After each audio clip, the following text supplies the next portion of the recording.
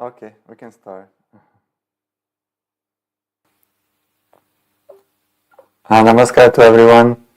Apologies for the delay. We had different technical problems, so we had to switch the device and the camera and sound, everything. Apologies for that. I'm happy to see all of you here again, and we will be having this session of questions and answers. So it's been a couple of weeks since we had the last one. I hope you practiced the points that we discussed the last time.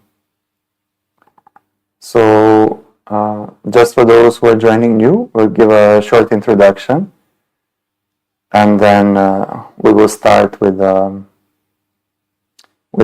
short chanting session of 2 minutes, and then we will go to questions and answers. So my name is Dejan, and I've been practicing spirituality with SSRF, Spiritual Science Research Foundation, for the last 24 years. And currently I'm in Germany at our spiritual center in Ashram for Europe. And soon we'll be in India also.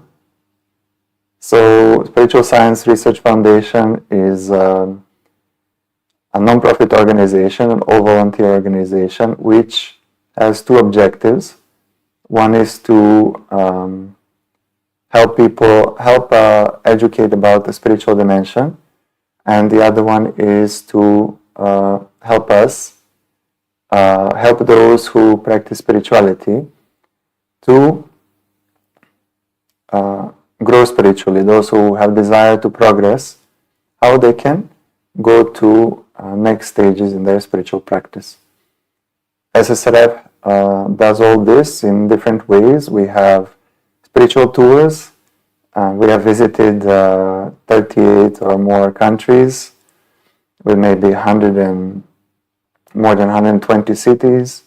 In the next year, we will go to around 40 different countries, and we will visit around 150 cities in Asia, Europe, and Latin America.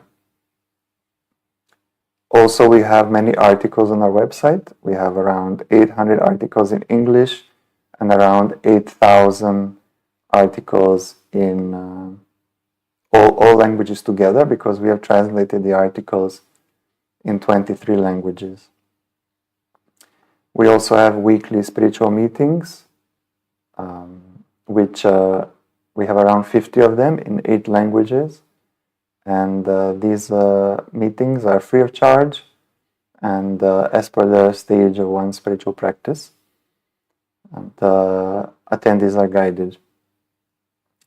We also do research, of course, that is in the name, Spiritual Science Research Foundation. A lot of research you can see on our website. We publish it freely.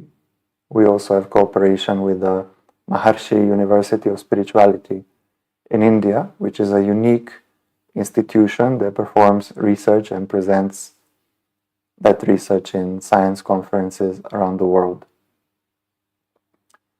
So we also have these live streams and different things. We have books on spirituality. We have different products, so like incense that help with healing. So overall, this mission we're doing as our service to help people in society. So we usually start each session with chanting, and we will start with 2 minutes of chanting. Chanting is a spiritual practice which helps us to imbibe positivity, get calmness, and helps us also to grow spiritually. So we will start with the 2 minutes of chanting, and then we will continue with the questions and answers. So you can relax, sit comfortably, close your eyes and listen to the chant, and after that we will continue. Try to listen to it and repeat it in your mind if you can. This is a universal chant which helps us, which is most active on earth in today's times to give us protection and spiritual growth. So we can start with chanting.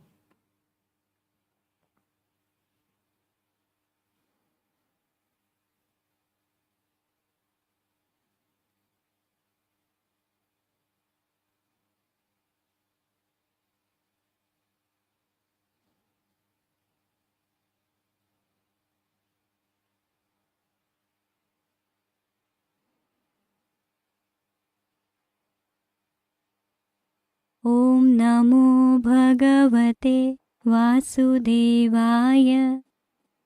ॐ नमो भगवते वासुदेवाय। ॐ नमो भगवते वासुदेवाय। ॐ नमो भगवते वासुदेवाय। ॐ नमो भगवते वासुदेवाय। ॐ नमो भगवते वासुदेवाय। ॐ नमो भगवते वासुदेवाय। ॐ नमो भगवते वासुदेवाय। ॐ नमो भगवते वासुदेवाय। ॐ नमो भगवते वासुदेवाय। ॐ नमो भगवते वासुदेवाय। ॐ नमो भगवते वासुदेवाय। ॐ नमो भगवते वासुदेवाय। ॐ नमो भगवते वासुदेवाय। ॐ नमो भगवते वासुदेवाय। ॐ नमो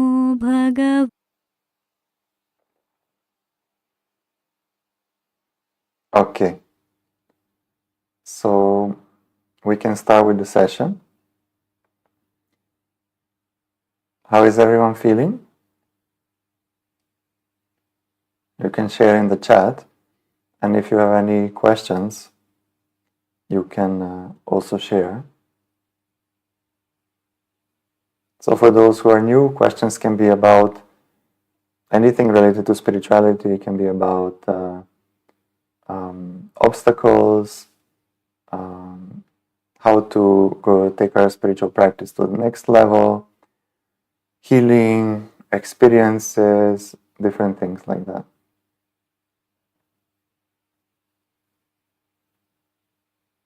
Okay, we have the first question from, just a little bit difficult to read, 1 second.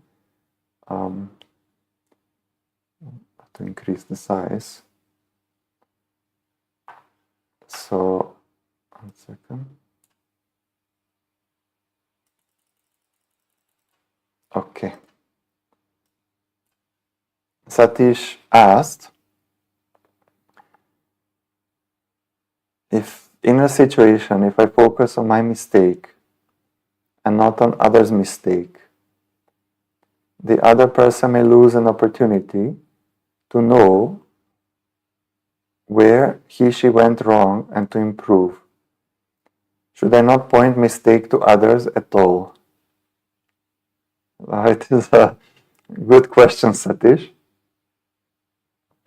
So just to share with the viewers about focusing on mistakes, it is one part of the process of personality defect removal and inculcating virtues, where we work on ourselves by observing our incorrect thoughts, emotions, actions, feelings, reactions.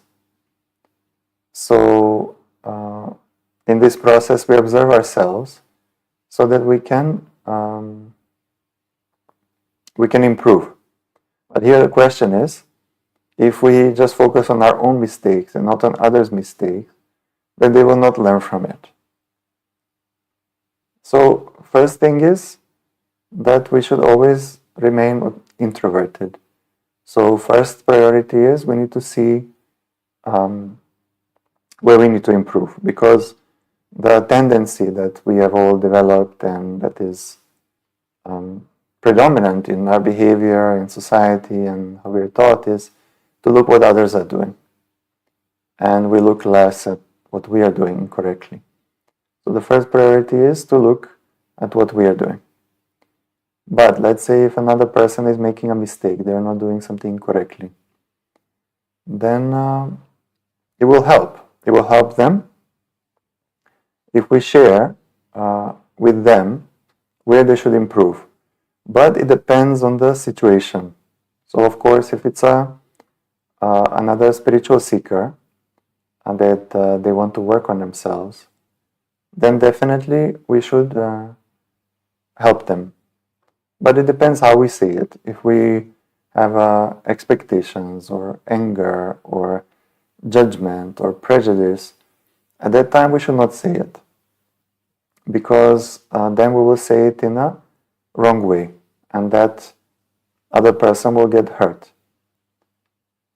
Also, we have to see if it is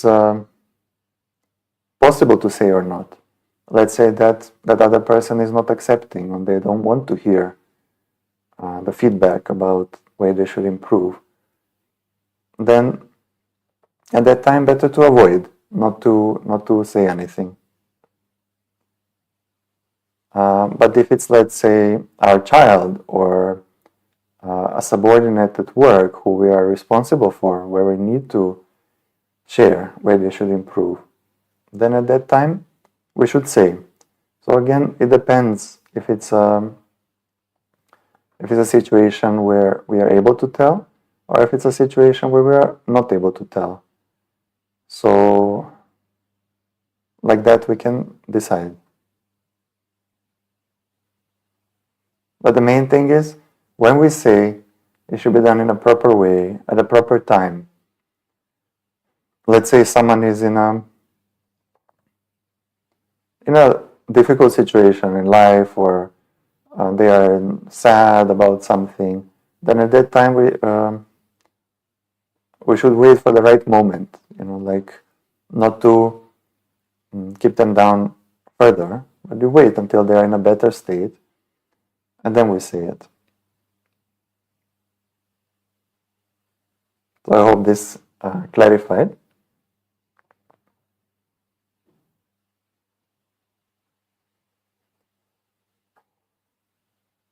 So we have another question from Anil Ilgas. Namaskar, Anil. I would like to know if there is a technique to balance each chakra, front and back, that we can practice. So this is a popular terminology nowadays, balancing chakras, and there are even courses, and sometimes there are people who get paid, they say that they will balance the chakras. So, first of all, what does it mean to balance the chakras? The chakras, if they function normally, then they help us to have well-being at the level of the body and at the level of the mind. So depending which chakra it is. So let's say if it's the Ajna chakra, the forehead chakra, then it impacts our thinking process. Or if it's the heart chakra, it impacts emotions. It also impacts our health. So the Ajna chakra will give headaches if it's affected. If it's in a good state, it will give us clear, nice feeling. So it is more about, let's say, removing the blocks in the chakras and removing the negativity which is affecting them. And as Anil shared, it is true, we have the front and the back. So there is a technique, there are a few techniques. One technique which is simple, it's called Nyas. It is to take your 5 fingers like this, and you keep them in front of the chakra for 2 minutes. Sorry, not 2 minutes, 2 centimeters away, and you can keep them a few minutes like that. If you get tired, you can switch the arms, and while holding, you can chant. And if you chant, then what happens is that all that divine energy that is generated in divine consciousness from chanting goes through the arm and gets focused like a laser towards the chakra. So you can even put on 2 different chakras. And if you feel some pressure or some unpleasant feeling or pain, that is where it is better to keep it. So you can keep like that, you can keep on both ways, like you said, front and back. With the other chakras it's more difficult because they're in the back. But the nyas will work. The energy goes through and cleanses the negativity. And another is, before doing that, is to do something called removal of black covering, which most of us have, which we collect in society, in the environment. So we can remove that black covering with our fingers and with the different mudras. So this is one mudra. It's called tower mudra, like a house, like a tower. And then you slowly move it in front of you like this while chanting. That helps to cut through the black covering and also brings in positivity. And another one is Sagun Nirgun Mudra with 2 hands like this. And then you also move it in front of you 5-6 times. So try that first to do these movements, and then later, whenever you're chanting, you can hold the nyas and see what you feel, and share with us next week or in our live chat. We would like to hear from you. It's a good practical question.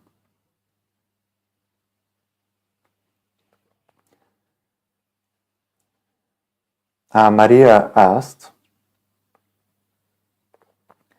I would like to ask, I have distress, anger, insecurity, but why God give me spiritual emotion? Do you mean that why God is not giving you or why God is giving you? It's not fully clear, Maria. If you can clarify, then we can go to your question.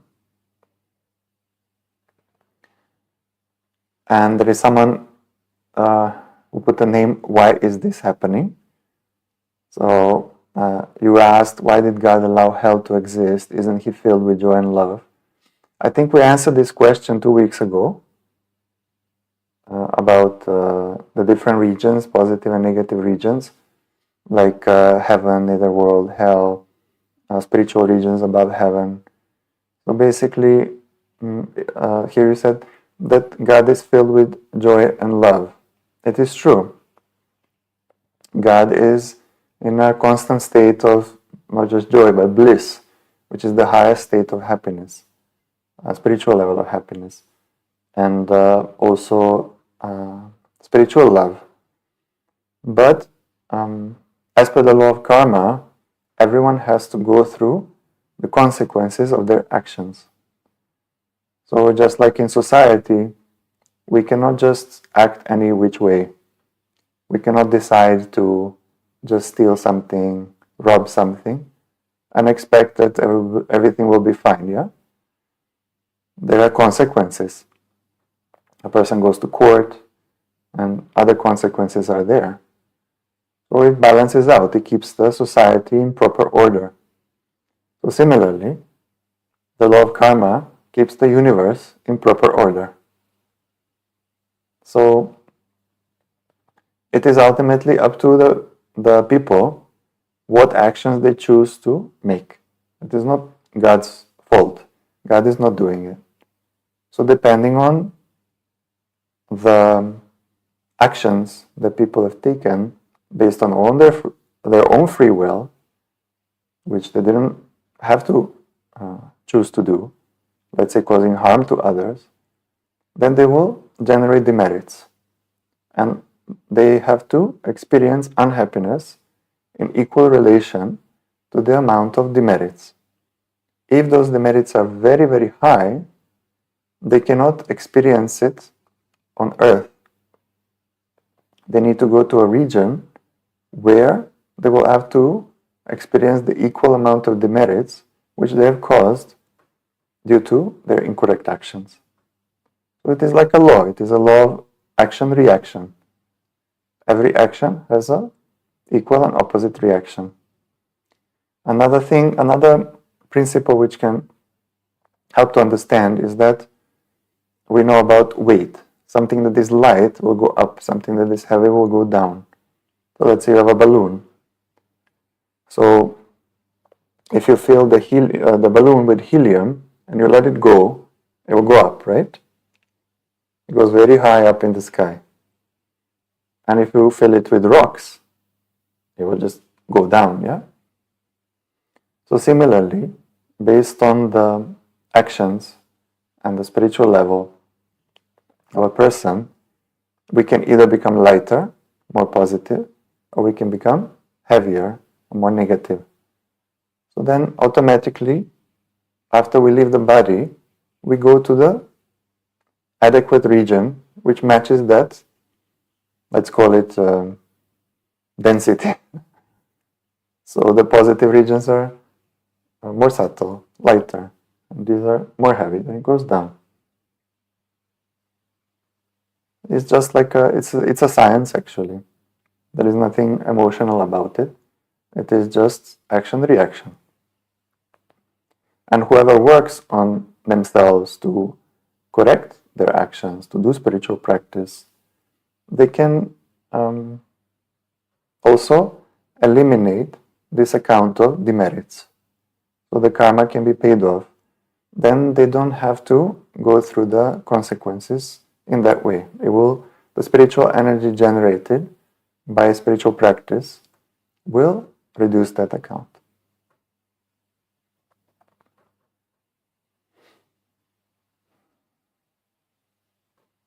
Hope this clarified.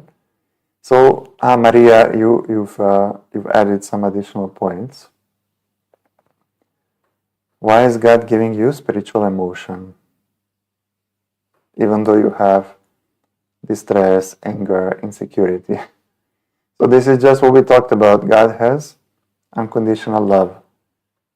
So even though we make mistakes, even though we are not perfect, then God helps us.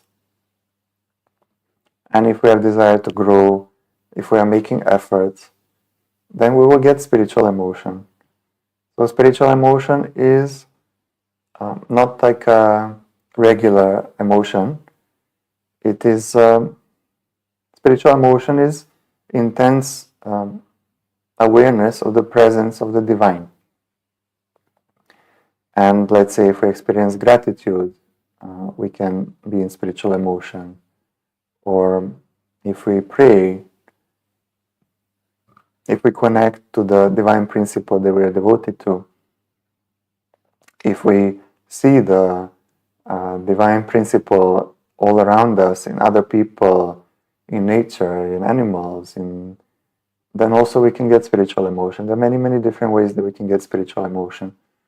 By doing spiritual service, by serving for a spiritual cause, we can also get spiritual emotion. So, again, it is action-reaction. So if we make the efforts, then God gives us the experiences. So instead of asking, why is He giving me? We should just express gratitude for it. That gratitude that I'm receiving and I'm experiencing this spiritual emotion. It is good that you are experiencing it.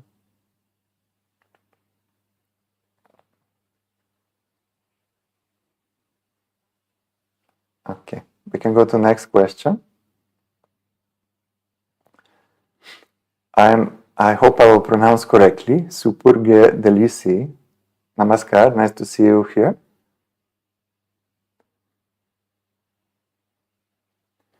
The question is there any difference between having a child with a hormone or any kind of treatment or with a normal, natural way?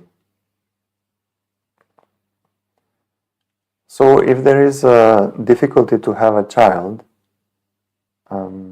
then we can take different treatments that are needed in that process. Just like in any other ailment that we have in life, it is, we should take it, we should do what is needed as per the level that is needed. So if something is at physical level, we take physical remedy. But when it comes to obstacles with having a child, they can also be spiritual problems, spiritual obstruction. And usually it is due to the impact of dissatisfied ancestor spirits, ancestors, the people in our family and our generations behind who have left this earth and who are unhappy or needing help, or so they cause difficulties. So there's one experience. Actually, my mother practices spirituality also, and she was on vacation some years ago, and she met one lady. So they became friends, and then that lady shared that for 5-10 years they were trying to have a baby, and they were going through the hormone therapy, in vitro fertilization, all of those things, and then nothing happened. They were not able to have a child. So finally they were close to giving up and deciding to adopt. So my mom told them, okay, that is one direction you can take, but here's one chant that you can try to do, and it may help you. So this lady didn't know anything about chanting, anything about mantras or anything like that. But because she said, okay, she's tried everything else, I might as well try this. So she started doing it. I think 4 months later or so, she called my mother and she said that she's pregnant. So something that was blocked for 5-10 years, it was overcome in 4 months because there was a spiritual problem. So in this case, it took 4 months. Sometimes it can take less, sometimes it can take more, depending on the severity of the problem and how much efforts we're making to overcome it. In this case, she made the efforts as per the guidance received, and when sufficient quantity of that energy was generated, then the problem was overcome. And this is a chant called Shri Gurudev Datta. Shri Gurudev Datta. So our seekers can paste in the chat for you. I don't know if you're asking for yourself or for someone in your family, but this chant can help, and you can start repeating it maybe in the beginning, sitting down 30 minutes a day, and during activities during the day, let's say from morning until 2 o'clock, 3 o'clock in the afternoon, whenever you can. This is the chant that helps us to be protected from ancestors and gives momentum to the ancestors to move on.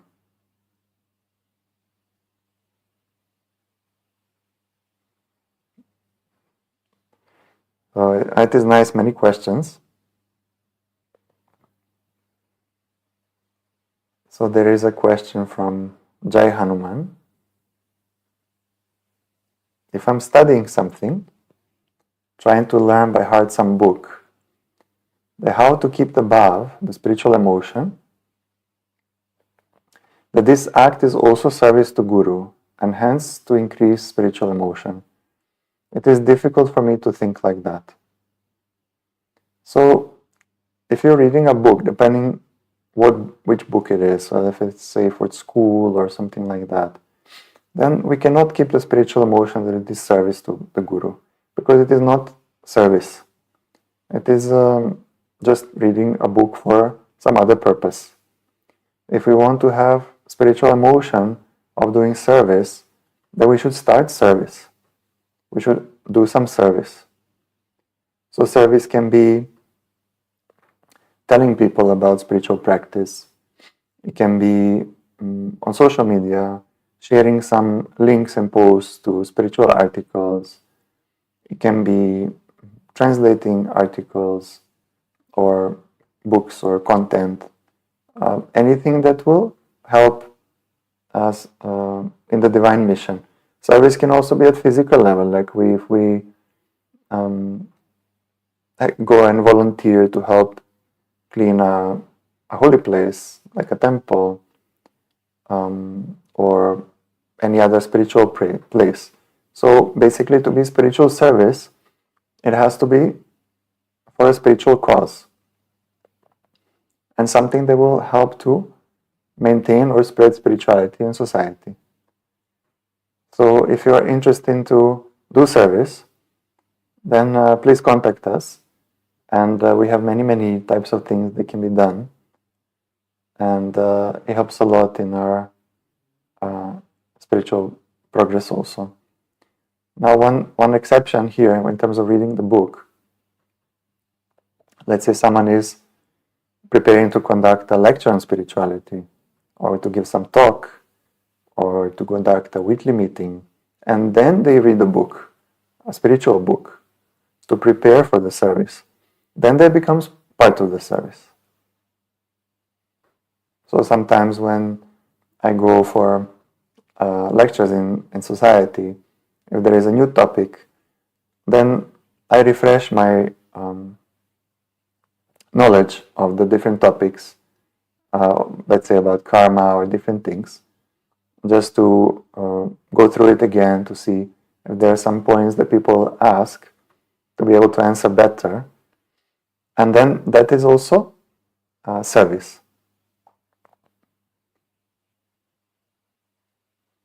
So hope this clarifies it. And in terms of the spiritual emotion that you can keep in other things like this, that let's say you're studying for school or for a job, I don't know what you're studying for, then you can keep the spiritual emotion that in the end to express gratitude that only because of God's grace and God's help I was able to perceive the information in the book.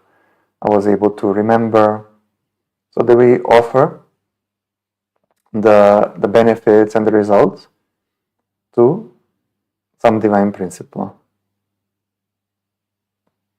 Then when we feel gratitude, we will experience spiritual emotion.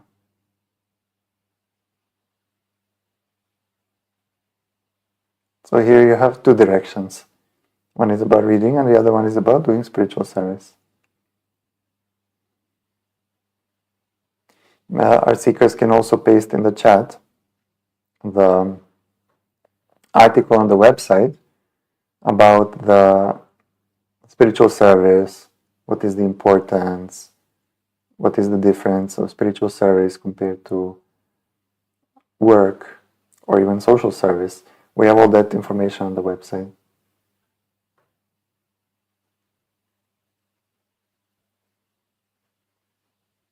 Okay, Anil. Yes, we're looking forward to your experiences. And Supurge, it's nice also that you're practicing this Shigura Datta chant. So just maintain that, keep practicing. Main thing in spiritual practice is to maintain consistency. If we maintain consistency, then our progress happens faster and smoother.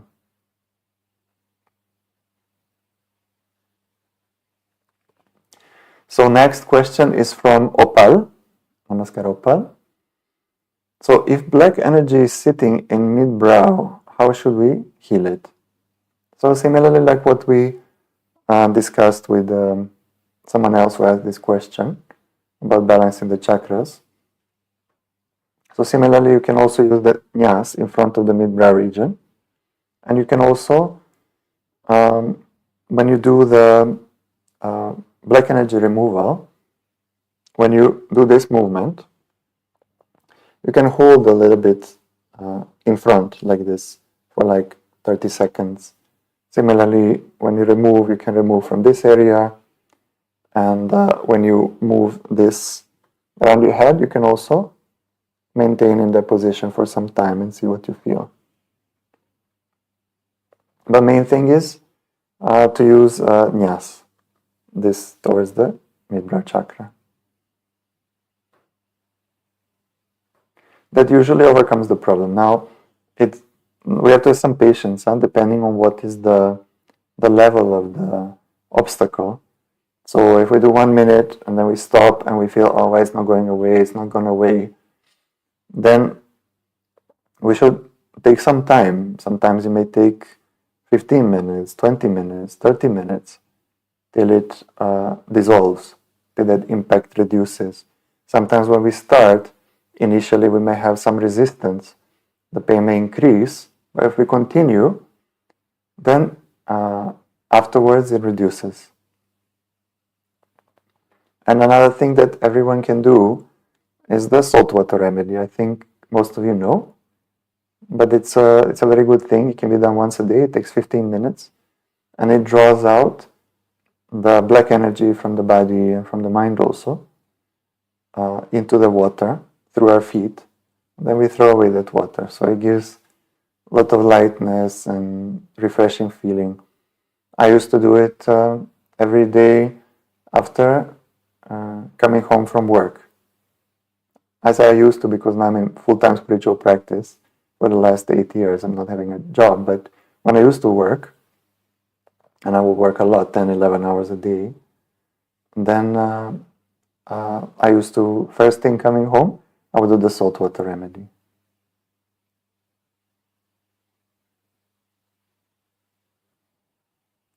And we have a link and a video on YouTube also, how to do this remedy. It's very simple, very effective, and it's cheap also. It's just salt. You need salt water and a bucket.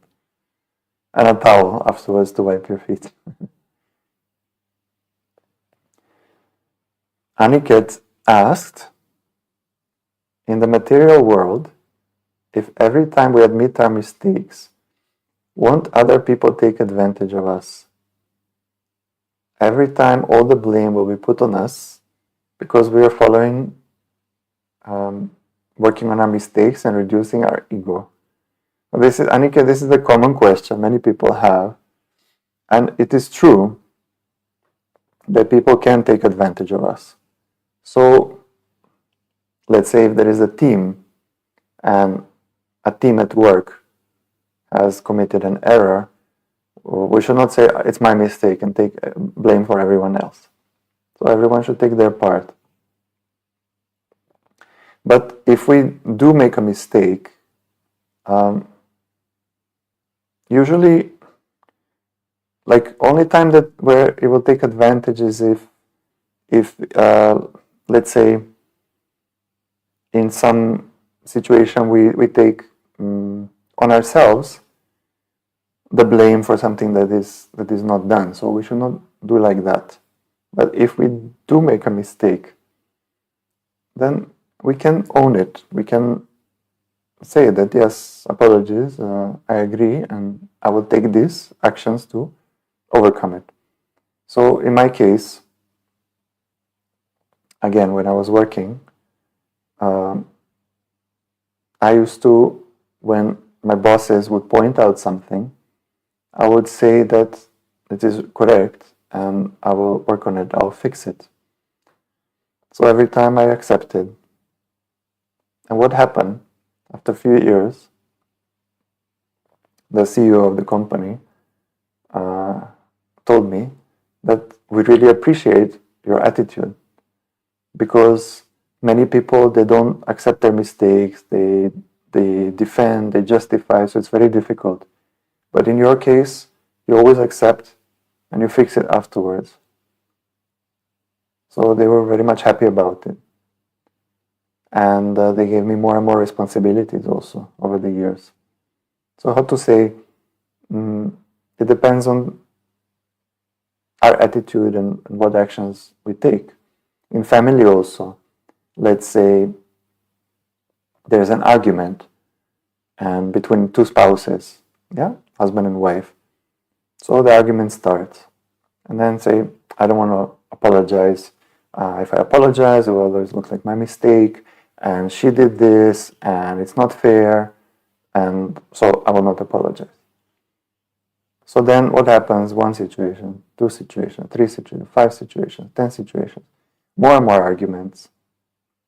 Then the other, the partner or the spouse may feel, whatever I tell you, you don't accept, So it creates more arguments. So it is okay to say that, you're right, I could have done this better. Let's say, I said that I will clean the house, but I didn't do it. And I know that it is creating impact on you and you have to do extra work. So I apologize for that. And I will make sure next 2 times that I will do all the cleaning. So if we do like that, that person will not take advantage of us. They're going to appreciate it. They're going to be happy. They may want to do something for us as well. So the improvement in a relationship has to start somewhere. We cannot expect that it will start on the other side. It has to start from us. So, and even if the other person doesn't accept, even if they don't agree and we say, yeah, it's my mistake, they say, yes, it's your mistake. You always do this, you never clean. Okay, yeah, I understand. I will work on it. We should not start getting angry in the argument and okay, I will work on it. So even if they don't accept, but I'm improving, I'm working on myself. Of course, if someone is misbehaving with us in different situations, they're not behaving properly with us, we can say that also. We can say that, sorry, but the way you told me this, it's not very pleasant, and it hurt me and I didn't feel good, So I would like to have a good relationship, but sometimes when we have discussions like this, it's difficult. So then, okay, maybe they will accept, maybe they will not accept. You have to see on the situation who you can say, who you cannot say. So, but on the other side, we also need to accept where we are falling short and to say it. So it is a balance, and it depends how we do it. You see the tone of voice, the approach that we take, that all matters. And for that to happen, we have to work on ourselves. And for that, we can take autosuggestions. So autosuggestions help us to change our behavior, attitude, how we interact with others. Because sometimes it's not what we say, but how we say. Yeah. Mostly it's how we say. How we say causes problems. I hope it is clarified, Aniket, but if you have any more questions, please share. Then there is a question from Jajin. Namaskar, nice to see you again this week. You have questions every week. It's good to see. So what is the difference between samadhi, chanting, and meditation? Is it possible for samadhi to be voluntary, or it's out of a person's control? So samadhi is a supraconscious state. It is basically a very high level of meditative state. And that happens at very high spiritual levels. So for average person, average seeker, or someone even who has been doing spiritual practice for years, they may not be able to enter the state of samadhi. For that to happen, we have to grow spiritually. And also, for it to happen, usually it happens on the path of meditation. But it can also happen through the path of chanting, because chanting leads to a natural meditative state. So, in a way, this answers your question that if we take the actions to reduce the impressions in the mind, then the number of thoughts will reduce, we will enter a meditative state. And as we grow spiritually higher and higher, the meditative state becomes samadhi. When it comes to choosing samadhi, yes, it is possible, but like someone voluntarily to enter that state, it is possible, but they have to be at a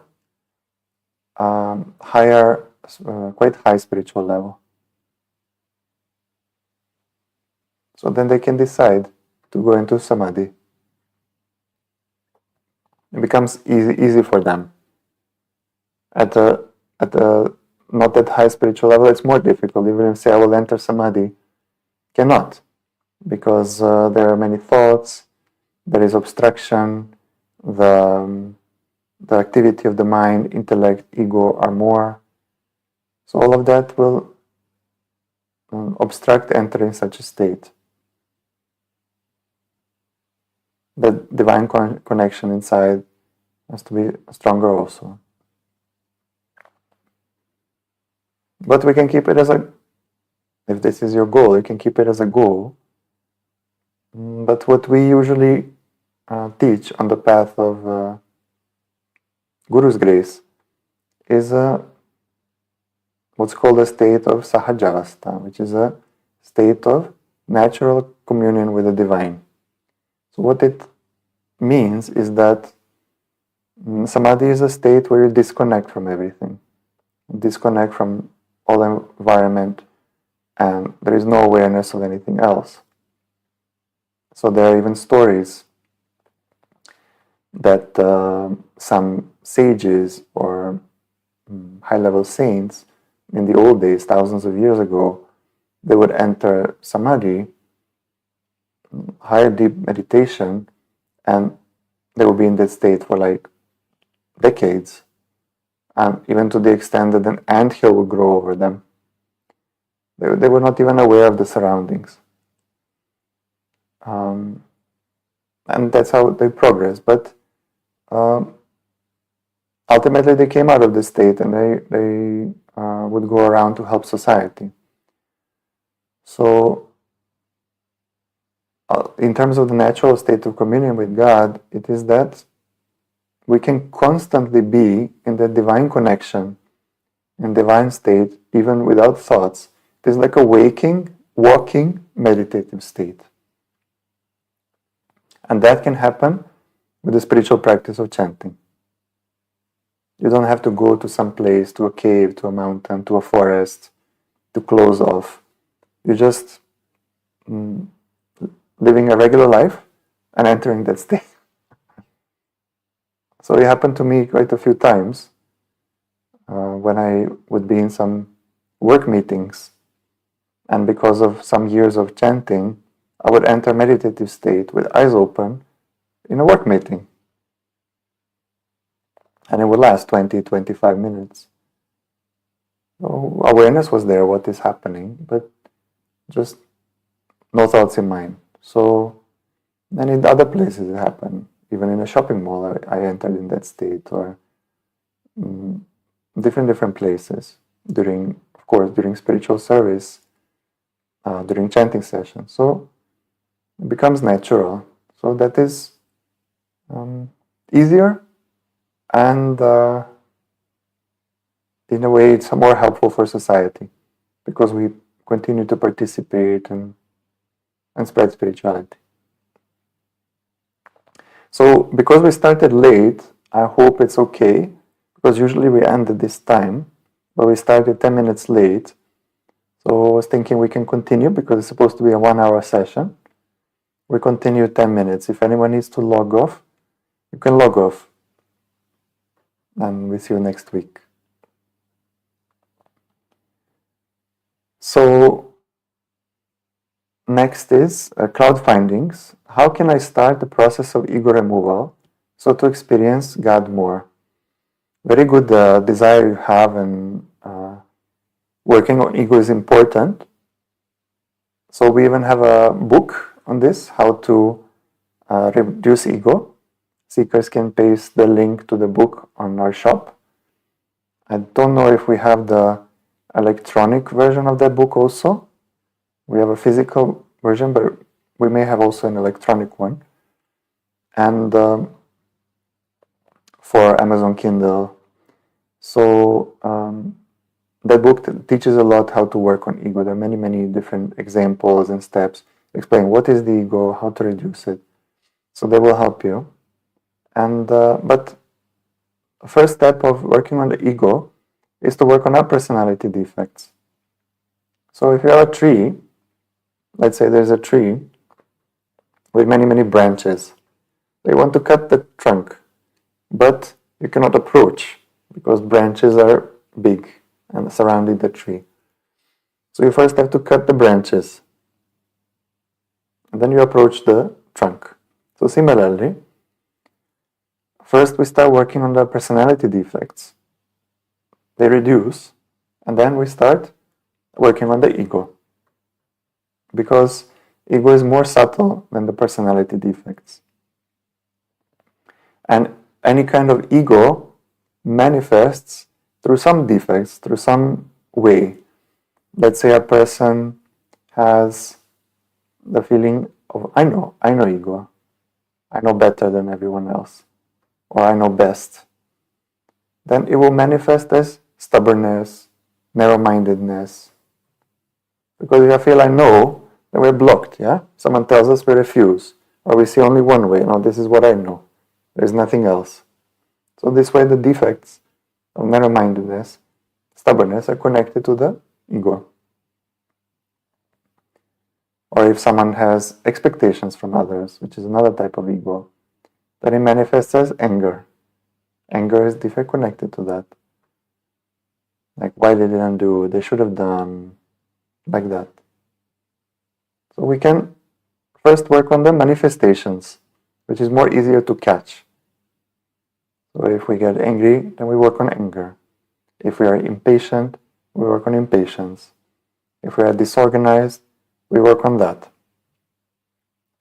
And then we go deeper and deeper, and we start going deeper into the ego. To become more humble, more accepting, more understanding of others, like that.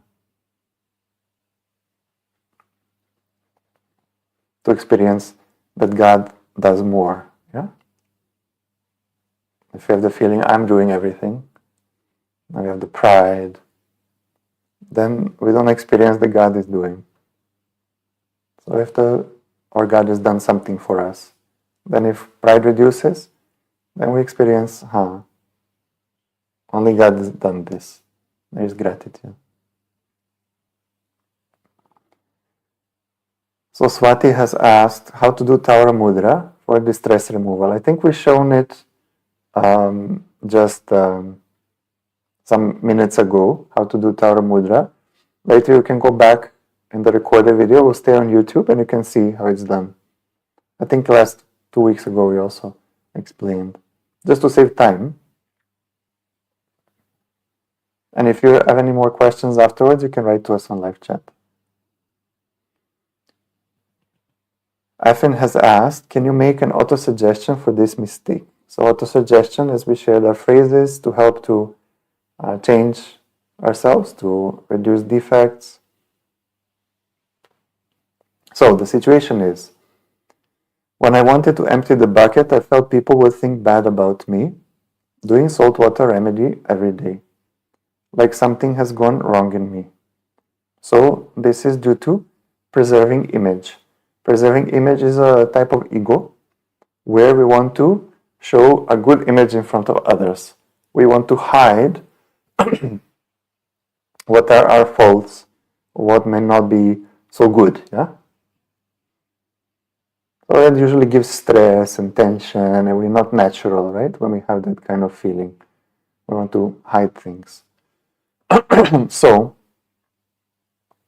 here one auto suggestion could be that, see, first thing is they will think there is something wrong with me if I'm doing it every day. So first of all, we don't know if they're even thinking that. They may not even be thinking that. They can be just an impression in your mind, or they must be thinking something about me. They may be their own thoughts and not even thinking. And the other point is, if they do think, then okay, even if they think like that, what does it matter? I need to do the saltwater remedy. It's helping me, so I'm gonna keep doing it. So we can give a auto suggestion like that. Whenever I'm going to empty the bucket from the saltwater remedy, and I think that others will think bad about me, that something, or they will think something's wrong with me, I will realize that what is more important is that this saltwater remedy is helping me, and that I'm fine. There's just some distress. So I will calm down, I will keep chanting, and I will throw away the water. Or another perspective can be the other one that I shared, that they may not even be thinking about me. But let's say this first one may be better. That to focus on, okay, this is needed, and whatever they feel, this is important for me, so I will remain calm, chant, and throw away the water. But I think you also attend our weekly meetings, and in our weekly meetings, the conductors also check the auto-suggestions. So if you're attending weekly meetings, you can also speak to your, what we call satsang. It's a spiritual meeting. You can speak to your satsang conductor. Supurge said, yeah, thank you. Gratitude to God. And Aniket said, yeah, you will try to follow this process seriously. So that is good. Happy to hear that. That seriousness, determination to do, that is important. Then we keep going ahead. Spirituality is a practical science. So through practice, we get experiences. I think we can take the last question.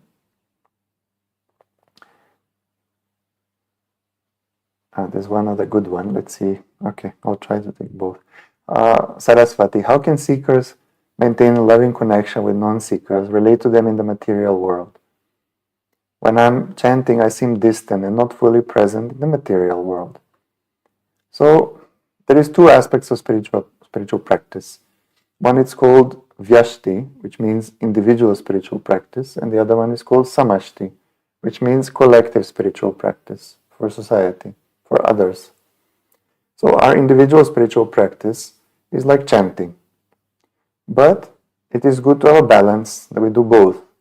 So it is good that your concentration on chanting is that good that you are not aware, not aware, but not so impacted by things that happen around you. But it's a very good level of concentration. But we need to function in this society, and we should also develop a love for others, care for others. So when others are around, you speak to them, you interact with them, talk to them in some balanced way. Doesn't mean now talking to someone 3 hours and then you don't complete your chanting.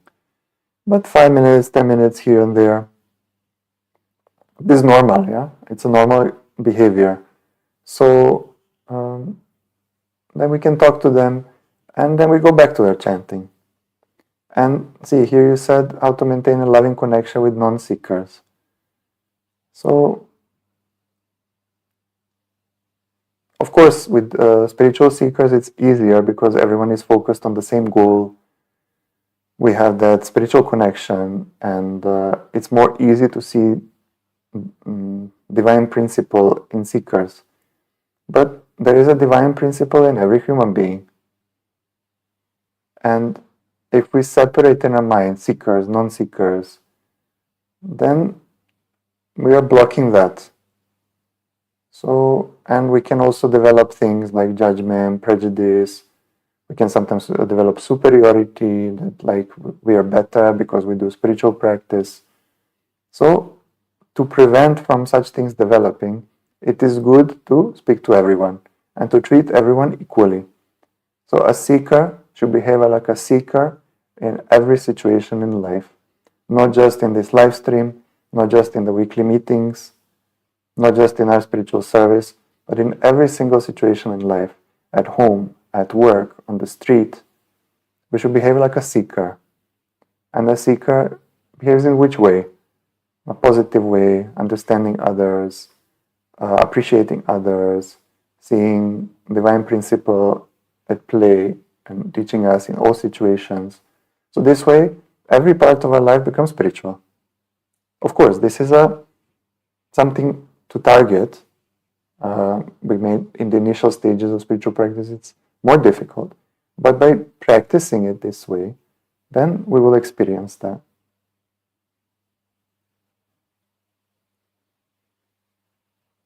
So I had one experience.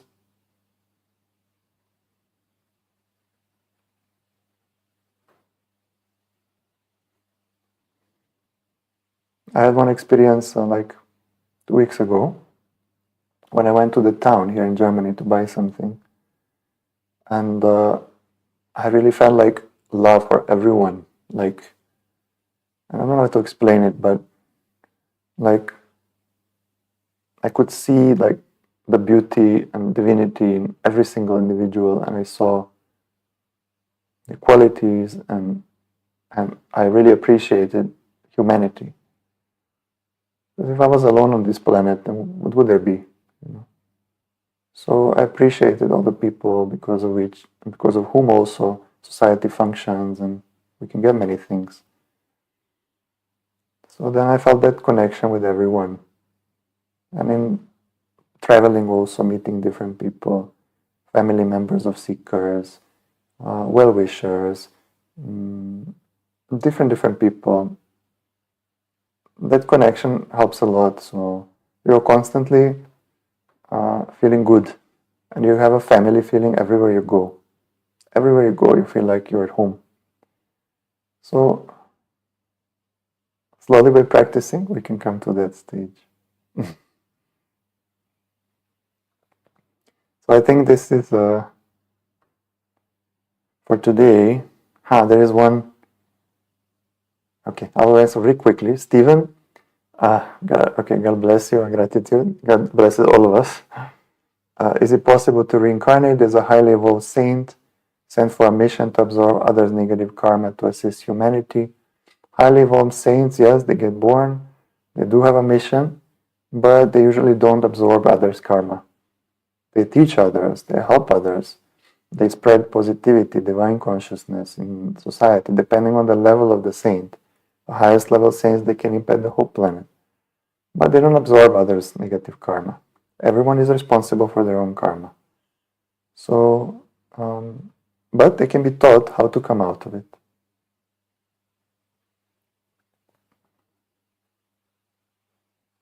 And but for that, first we have to reach a level of saint and highly evolved saint. For that, we have to do a lot of spiritual practice. It's not something that comes easy after 6 months or a year of spiritual practice. It can come later, but we have to make efforts for it. It's good if you have the goal, but we have to keep going.